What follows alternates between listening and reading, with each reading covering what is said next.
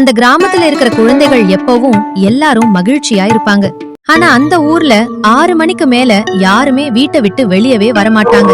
அதுக்கு ஒரு காரணம் இருக்கு. அந்த ஊருக்கு ஒதுக்குப்புறமா ஒரு பாழடைஞ்ச பங்களா இருக்கு. அந்த பக்கமா போற எல்லாருமே மயங்கி விழுந்துருவாங்க, இல்லனா இறந்து போயிடுவாங்கன்னு அந்த ஊர் மக்களுடைய நம்பிக்கை.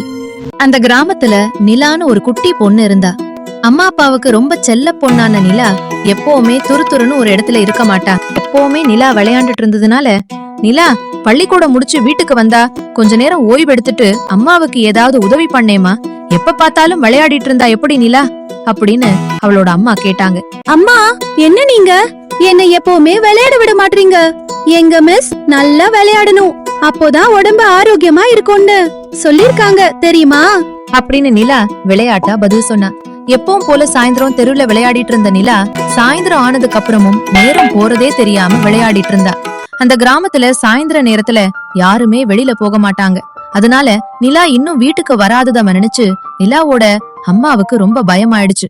என்னங்க, நம்ம பொண்ணு இன்னும் வீட்டுக்கு வரல, எனக்கு பயமா இருக்குங்க. அட சும்மா அவளை எப்பவுமே திட்டிட்டு இருக்காத லட்சுமி, அவ வந்துருவா.